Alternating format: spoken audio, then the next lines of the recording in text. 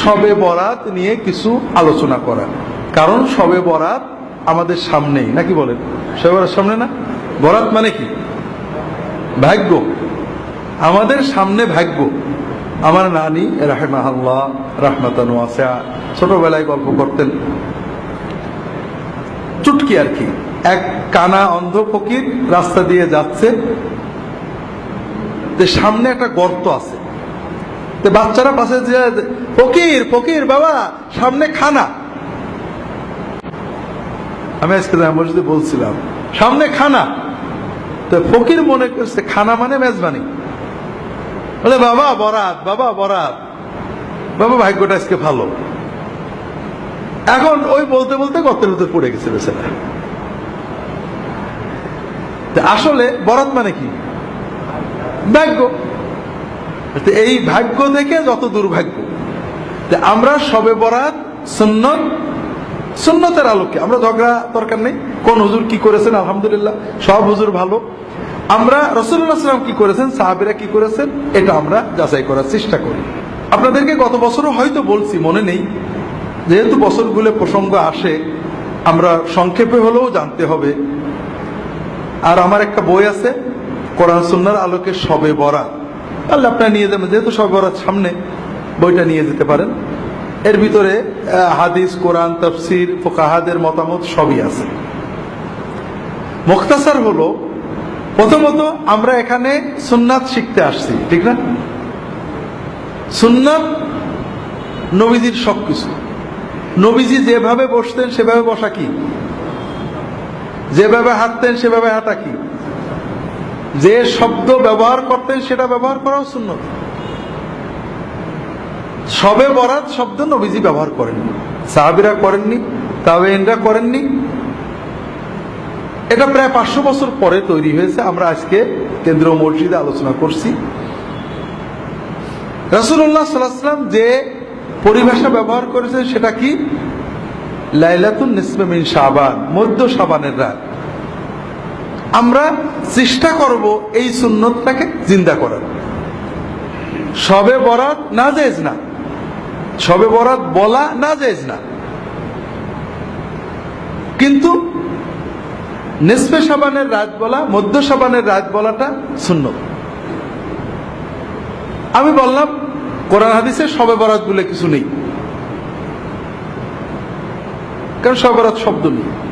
হয়তো আমি একটু পরেই বলবো যে শবে বরাতের রাত্রে আপনারা এই আমল করতে পারেন, আমি আবার শবে বরাত বললাম, তাহলে বোঝা গেল আমার কন্ট্রাডিকশন। একবার বলছি কোরআন হাদিসে নেই, আবার বলছি শবে বরাতে আমল করবেন। আসলে আমরা বলতে যাচ্ছি শবে বরাত পরিভাষাটা ব্যবহার করা কোরআন হাদিসের দিন না, এটা বললে সওয়াব হবে, এটা কোনো দিন না। তবে সমাজে প্রচলন হয়ে গেছে, আমরা অনেক সময় নামাজ বলি, অনেক সময় সালাত বলি,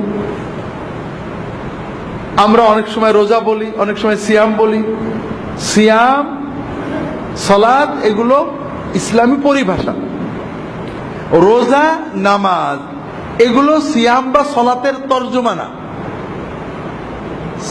এগুলো আরেকটা পরিভাষা, ফার্সি পরিভাষা, যেটা আমাদের সমাজে আছে। তারপরেও এটার অর্থ আমরা বুঝি সালাত, এটা বলাতে কোনো দোষ নেই। নামাজ বললে, রোজা বললে কোনো দোষ হবে না, কারণ আমরা সবাই বুঝি নামাজ বলতে মুসলমানদের এই সালাত সিস্টেম বোঝানো হচ্ছে।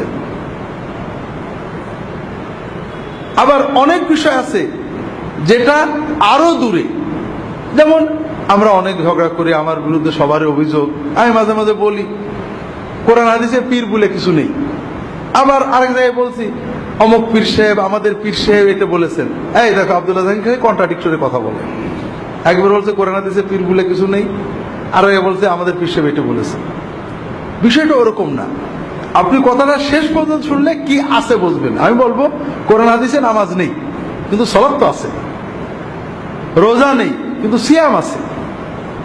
এখানে আরেকটু দূরত্ব আছে। এখানে পীর কথাটা ফার্সি, এটা আরবি হলো শেখ। কোরআন হাদিসে পীরও নেই, শেখও নেই, অর্থাৎ ফার্সিটাও নেই, আরবিটাও নেই। নামাজের ফার্সি নেই, আরবিটা আছে। রোজার ফার্সি নেই, আরবিটা আছে। কিন্তু পীরের ফার্সিও নেই, আরবিও নেই, কিন্তু আছে। এটার একটা মূল সুন্নত কনসেপশন আছে, সেটা হলো সোহবত, সাহেব, সাথী, সাহচর্য। নেককারদের সাহচর্য কোরআন সুন্নাহ নির্দেশিত একটা ভালো আমল। আপনি মসজিদে নামাজ পড়েন, নেককারদের সাথে মেশেন, এটাও সহবত। ইমাম সাহেবের সাথে মহব্বত রাখেন, আলেমদের, এটাও সহবত।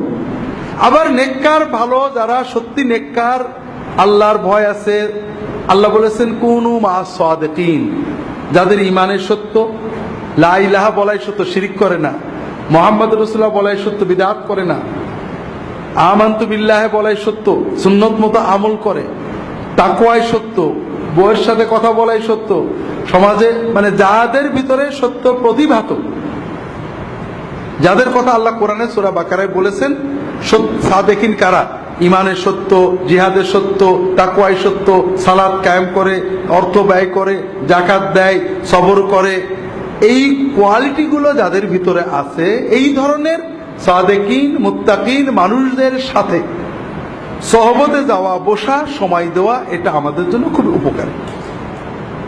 এটাই পরিবর্তন করে পীর মুরিদি সিস্টেম হয়েছিল, এখান থেকে অনেক শিরিক কুফর বেদাত ঢুকেছে। আবার এটার মাধ্যমে দিন প্রসার হয়েছে। এক সময় তাতার যুগের পরে মানুষেরা এই জাতীয় সহবতের মাধ্যমেই দিন শিখত। এটার ভালো মন্দ আছে, কিন্তু যেটা আমরা বলতে চাচ্ছিলাম সেটা হলো, একটা হলো কোরআনে ফার্সি নেই, আরবি আছে, যেমন নামাজ নেই, সালাত আছে, কি বলে রোজা নেই, সিয়াম আছে। আর কিছু জিনিস আছে আরবিও নেই, ফার্সিও নেই, কিন্তু মাফহুমটা আছে, যেমন পীরও নেই, শাইখও নেই, কিন্তু সাহেব আছে। ঠিক শবে বরাতও নেই, লাইলাতুল বারাতও নেই। শবে বরাত কি? ফার্সি। আরবি কি? লাইলাতুল বারাত। কোরআনে হাদিসে সাহাবীদের কথায় শবে বরাত নেই, মানে ফার্সি নেই, লাইলাতুল বারাতও নেই। কি আছে? লাইলাতুল নিসফি মিন শাবান আছে। কাজেই আমরা শবে বরাত বা লাইলাতুল বারাত না বলে যদি নিসফে শাবান, মধ্য শাবানের রাত বলি, ভালো হয় না খারাপ হয়?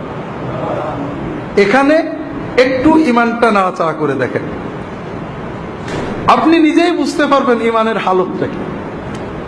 আপনি একটা তথ্য জানলেন যে রাসূলুল্লাহ সাল্লাল্লাহু আলাইহি ওয়াসাল্লাম জীবনে লাইলাতুল বারাত শব্দটা বলেননি, কিন্তু নিসফে শাবান শব্দটা বলেছেন, অনেকবারই বলেছেন, অনেকগুলো হাদিস আছে। সাহাবীরা বলেননি, তাবেঈনরা বলেননি। এই পরিভাষাটা 500 বছর পরে জন্ম, এটা বলাই কোনো দোষ নেই।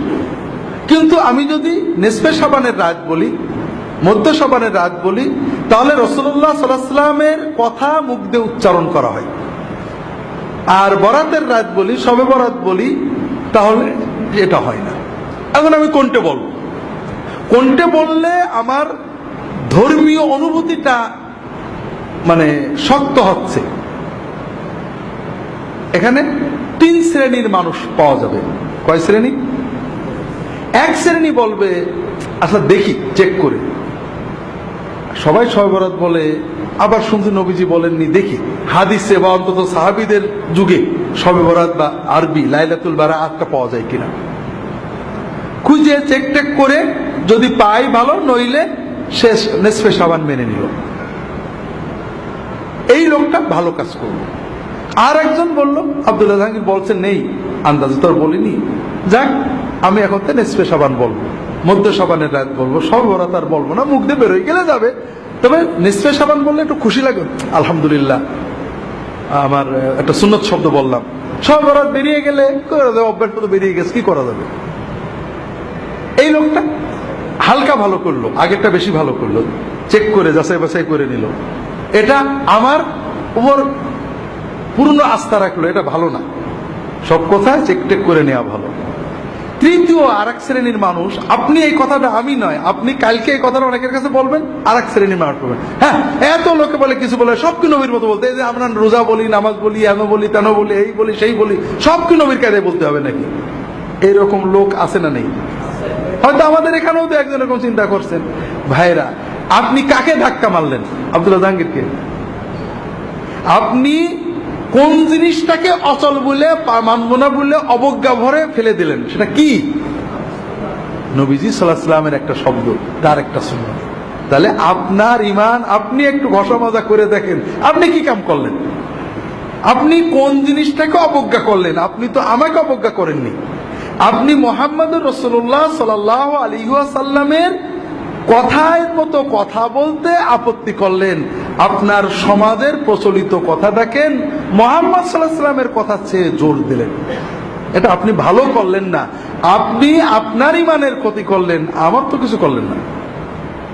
আপনাদের এজন্য বারবার আবারও বলি, আমাদের এখানে আমরা নিয়মিত, আপনারা আসেন, একদিনে সব শেখাবো এরকম নয়, প্রশ্নোত্তর হবে, আমরা প্রশ্নের মাধ্যমে অনেক কিছু জানবো।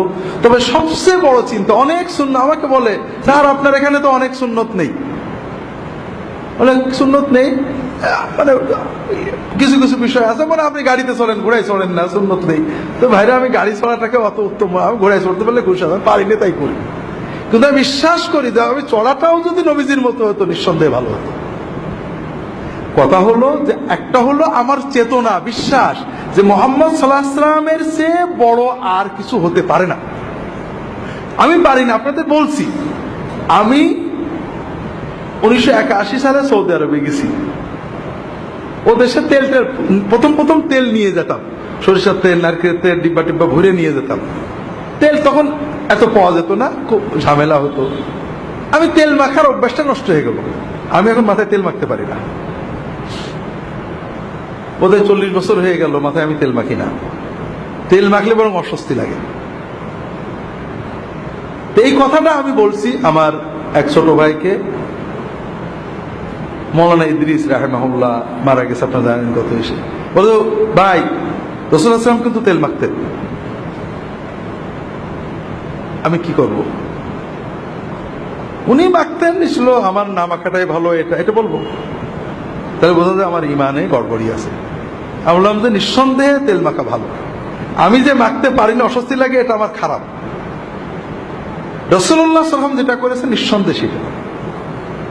দুনিয়ার কাজে, জাগতিক কাজে, প্রতিটি ব্যাপারে রাসূলুল্লাহ সাল্লাল্লাহু আলাইহি ওয়াসাল্লামের সুন্নত, কোনটা নফল সুন্নত, কোনটা আদাতি সুন্নত, কোনটা মুস্তাহাব সুন্নত, কোনটা ওয়াজিব সুন্নত, বিভিন্ন রকম হতে পারে, কিন্তু তার চেয়ে ভালো আর কিছু হতে পারে না। আমি চুলগুলো ছোট করে রাখছি, আমি চুল কি টুপি পাগড়ি পরে জামে মসজিদে যাই, কখন খুলবো মাথায় খুব গরম লাগে, কখন খুলবো কখন, টুপি পরে ফুটো ফুটোওয়ালা, ভারী টুপি পরলে, সুন্দর টুপি পরলে মাথা গরম হয়ে যায়। চুল তো বড় বেশি রাখতে পারি না, রাখলে আবার কাটতে হয়। এখন আমি কি এই ছোট চুল রাখাটাকে যুক্তি তর্ক দিয়ে উত্তম বলবো? একজন লোক ভাবি রেখেছে, লম্বা চুল রেখেছে, ঘাড় বন্ধ চলে গেছে, কি বিরক্তিকর। আরে নবীজি করেছেন, সেই যুগে অন্যরকম ছিল, আমি কোনটা করবো বলেন তো?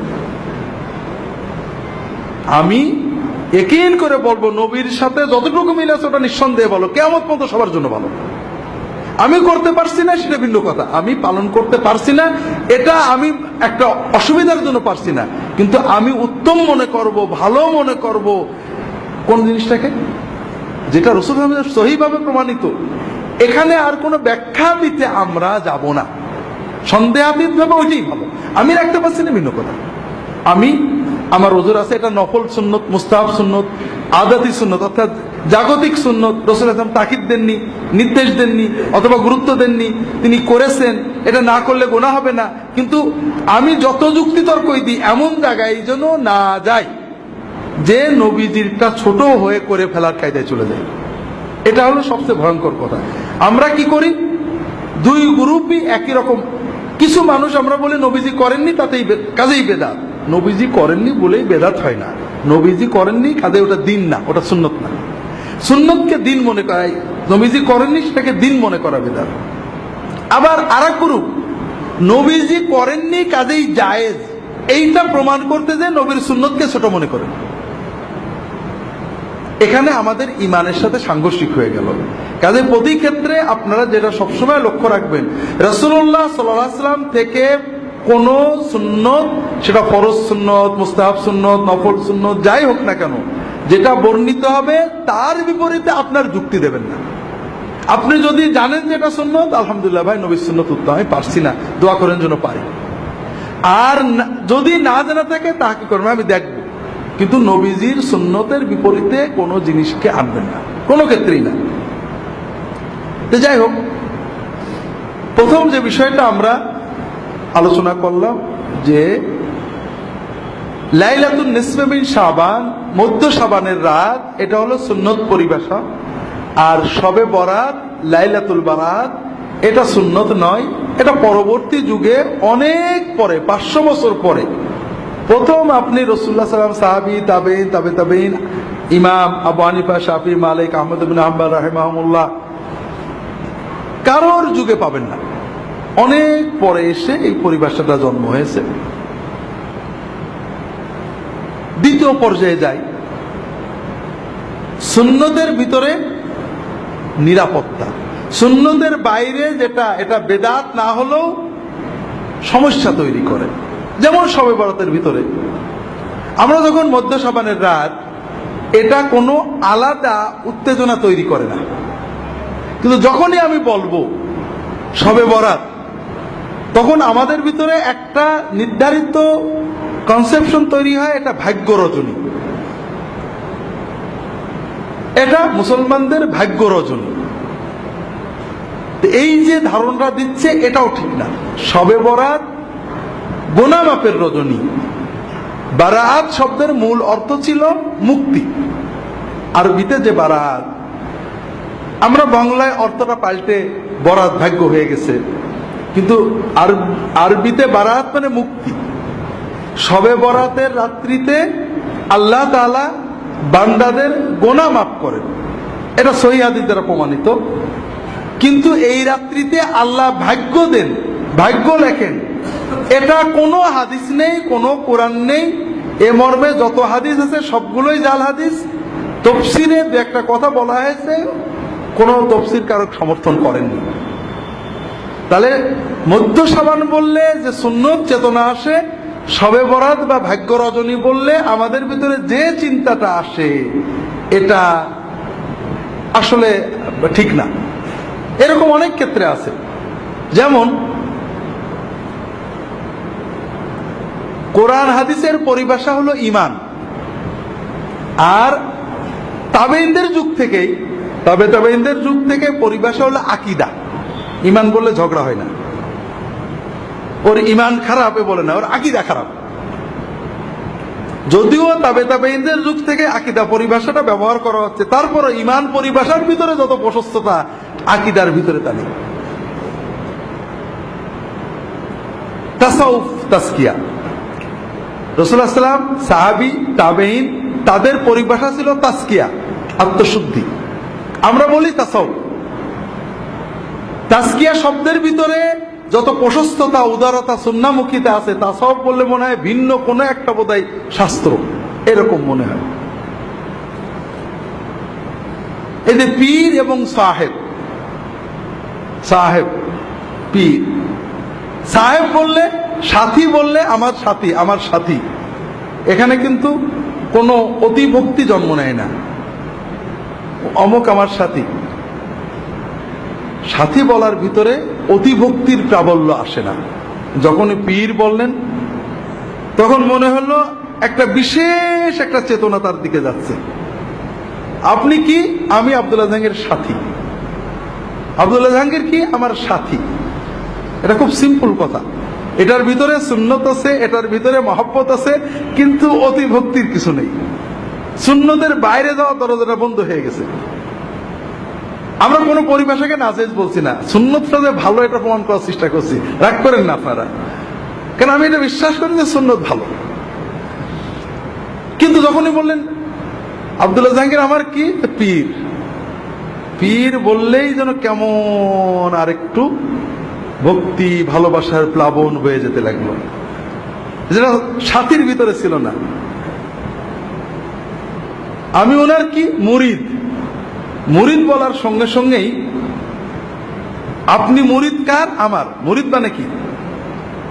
চাই, আমার জান প্রাণ দিয়ে একজনকেই চাই, এই হুজুর। তো হলো নাকি? আপনি কাকে চান? কাকে চান আপনি? হ্যাঁ, আপনি আল্লাহকে চান। আমি আপনার সাথী, আল্লাহ পাওয়ার জন্য, আমল শেখার জন্য জজবা, আপনি আমার সাথে থাকেন, আর কিছু না। আপনার মুরাদ তো আল্লাহ, আপনি মুরিদ হলেন আল্লাহ, আপনি চাচ্ছেন আল্লাহকে। পরিভাষা তৈরি হয়ে গেছে, হাজার হাজার লক্ষ লক্ষ দিনদার মানুষেরা বলেছেন, সব ঠিক আছে, আমরাও বলি, ব্যবহার করি।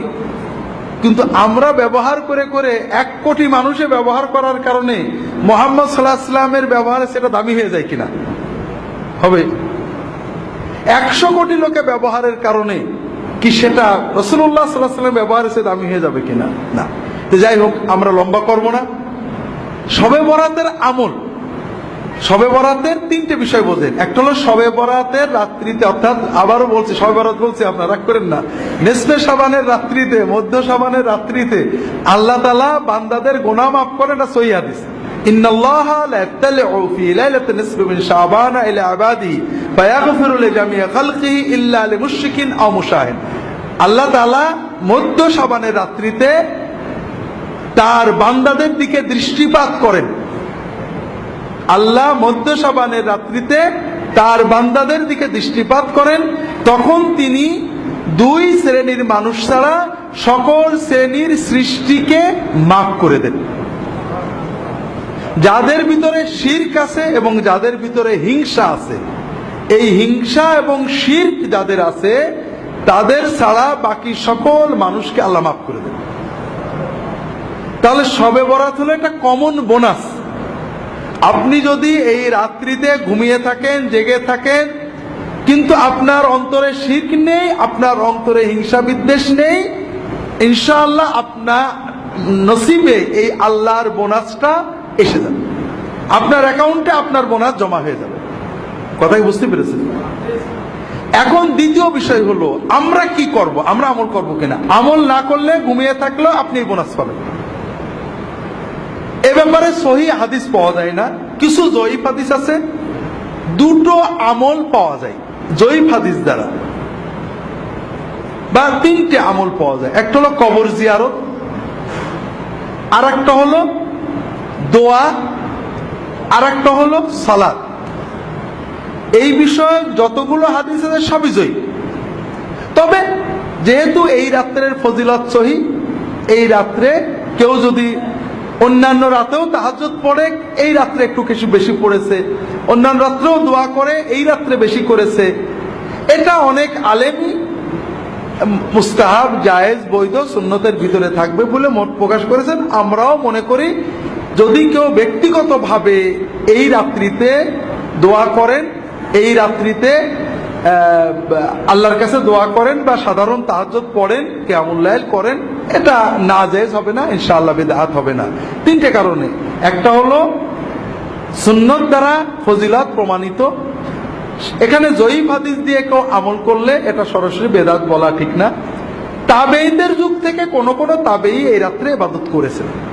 তবে এই রাত্রিতে ইবাদত মসজিদে যেয়ে করা, সমবেত করা, এটা সকল ইমাম হানাফি, শাফিঈ, মালিকি, হাম্বলি সবাই বেদাত বলেছেন, মাকরুহ বলেছেন। এটা নিয়ে কোনো মতভেদ নেই। এই রাত্রি ইবাদতের জন্য মসজিদে যাওয়া, দলবদ্ধ হওয়া, সুন্নত ইবাদতও দলবদ্ধ হয়ে করা, এটা বেদাত বলা হয়েছে এবং মাকরুহ বলা হয়েছে। হানাফি ফিকহের সব কিতাবই পাবেন। তৃতীয় হলো এই রাত্রিতে ভাগ্য লেখা হয়, এই মর্মে যত কথা আছে সবই জাল কথা। চতুর্থ হলো এই রাতের পরের দিনে রোজা রাখা। আমাদের সমাজে প্রচলন আছে এই লাইলাতুন নিসফে মিন শাবানের পরের দিনে রোজা রাখার ব্যাপারে 2টো হাদিস আছে, দুটোই জাল পর্যায়ে। তবে শবে বরাতে রাসূল বেশি রোজা রাখতেন, 1 তারিখ থেকে 15 তারিখ পর্যন্ত রোজা রাখতেন। আর 13, 14, 15 রোজা রাখা তো নিয়মিতই সুন্নত। কাজেই যারা রোজা রাখতে চান 13, 14, 15 রাখবেন। সব মাসেই রাখার চেষ্টা করবেন। শাবানে যেহেতু রাসূল বেশি রাখতেন, আপনারা রাখতে পারেন। মধ্য শাবানের রাত বা শবে বরাত বিষয়ে শেষ কথাটা বাদ রয়ে গিয়েছিল। সেটা হলো আমরা বুঝলাম রাতটার সুন্নত নাম হলো মধ্য শাবানের রাত, আর এই রাত্রি হলো আল্লাহ তাআলা বান্দাদের মাফ করেন। এই রাত্রিতে নেক আমল করার ব্যাপারে কোনো সহিহ হাদিস পাওয়া যায় না। আল্লাহর মাগফিরাতের সহিহ হাদিস আছে, তবে দোয়া করা, সালাত আদায় করা, কবর জিয়ারত করা, এ সকল বিষয়ে জয়ীফ হাদিস আছে। কেউ যদি এগুলো ব্যক্তিগত আমল করেন এটা সুন্নাহ বিরোধী নয়। তবে এই রাত্রিতে রুটি খাওয়া, উৎসব করা, বাতি জ্বালানো, এরপরে মসজিদে সমবেত হয়ে ইবাদত বন্দেগী করা, এগুলো বিদআত। এবং প্রায় ফিকহের সকল কিতাবে, হানাফি মাযহাব, শাফিঈ মাযহাব, বিভিন্ন কিতাবে বারবারই এই ধরনের কাজগুলোকে বিদআত বা মাকরুহ লেখা হয়েছে, মাকরুহ তাহরিমি লেখা হয়েছে। এখানে একটা বিষয় খুবই জরুরি, সেটা হলো আমরা রাসূলুল্লাহ সাল্লাল্লাহু আলাইহি ওয়াসাল্লাম এবং সাহাবীদের জীবনে শবে বরাতের, সাহাবীদের আবু বকর, ওমর, ওসমান, আলী রাদিয়াল্লাহু তাআলা আনহুম আজমাইন, খোলাফায়ে রাশিদিনের যুগে দেখেন শবে বরাতের কোনো হাদিস পাবেন না। পুরো ইসলামের ইতিহাসে ইবনে কাসির, তবারি, মানে রাসূলুল্লাহ সাল্লাল্লাহু আলাইহি ওয়াসাল্লামের হিজরত থেকে সাহাবী তাবেঈনরা মসজিদে সমবেত হয়েছেন, অথবা আবু বকর, ওমর, ওসমান তারা এই রাত পালন করেছেন, এরকম কিছু পাওয়া যায় না। এর একটা বড় কারণ হলো ইসলাম আমাদেরকে জীবন ঘনিষ্ঠ ধর্ম দেয়, বতুরে না। আমরা শবে বরাতে কি জন্য গুরুত্ব দিই? এই রাত্রিতে আল্লাহ দোয়া কবুল করে, এটাই তো মূল, নাকি বলেন? এইটা মূল না যে আমরা হুজুররা ওয়াজ করেছেন এই রাত্রে সন্ধ্যা থেকে আল্লাহর পক্ষ থেকে ঘোষণা দেওয়া হয় যে দোয়া করবে, কবুল করবে, এরকম আছে না? এই হাদিসটা জয়ীফ। তবে আমরা আশা করি এই রাতে দোয়া কবুল হবে। একাধিক হাদিস রয়েছে, সহিহ মুসলিম এবং অন্যান্য কিতাবে সহিহ হাদিস রয়েছে যে প্রতি রাত্রে রাতের যখন প্রথম 1/3 পার হয়ে যায়, রাতের প্রথম 1/3 পার হয়ে যায়, তার মানে 3 থেকে 4 ঘন্টা রাত হয়ে যায়। বর্তমান সময়ে আমাদের সন্ধ্যায় 7টায় ফজরের আজান হয়, ফজরের নামাজই হয় 5টায়, 4টায় ফিরে আজান, 3টে, এই 7টা, 8টা, 9টা, 10টা, 11টা, 12টা, 1টা, 2টো, 3টে, 4টে, 9 ঘন্টার রাত। তাহলে 1/3 মানে 3 ঘন্টা, 8টা, 9টা, 10টা, রাত 3 সাড়ে 3 ঘন্টা, তার মানে 10টা, সাড়ে 10টা। যখন রাত বড় হয় সন্ধ্যাও আগে। যখন রাতের প্রথম 1/3 পার হয়ে যায়, আল্লাহ তাআলা সুবহানাহু ওয়া তাআলা প্রথম আসমানে নেমে আসেন। আল্লাহ তাআলার পক্ষ থেকে ঘোষণা দেওয়া হয় যে কে আসো দোয়া করবে, আমি তার সকল দোয়া কবুল করব। কে আসো আমার কাছে সাহায্য চাবে, আমি তাকে সাহায্য করব। কে আসো গুনাহ করেছো, গুনার মাপ চাও, আমি তোমার গুনাহ মাফ করে দেব। ওয়াযালিকা কুল্লা লাইলা, প্রতি রাতেই এই দোয়া, এই সুযোগ আল্লাহ দিতে থাকে। তাহলে আমরা যদি প্রতি রাতেই রাত 10টা, সাড়ে 10টা বেজে গেলে ঘুমানোর আগে 2-4 রাকাত নামাজ পড়ে আল্লাহর কাছে মন খুলে দোয়াটা করে শুই, তাহলে কিন্তু আমাদের প্রতি রাতই শবে বরাত হয়ে যায়। কথাটা কেমন বুঝতে পেরেছেন? আর এটা হলো ইসলামের মূল শিক্ষা, যে আপনি প্রতি রাতেই আল্লাহর কাছে কিছু চান, কারণ আপনি সারা বছরের চাওয়া একবারে চাওয়া যায় না ভাই। প্রতি রাতে আপনার নগদ যা আছে আল্লাহর কাছে চান, আল্লাহর কাছে মনের আবেগ জানান, আল্লাহ কবুল করবেন, আপনার জীবনটা আল্লাহমুখী হবে, আল্লাহর সাথে সম্পর্ক ঘনিষ্ঠ হবে। পাশাপাশি আলেম ওলামাদের সহবতে যেতে হবে, বইপত্র পড়তে হবে। আল্লাহ তাআলা তৌফিক দান করুন, আমিন। ومن أحسن قولا ممن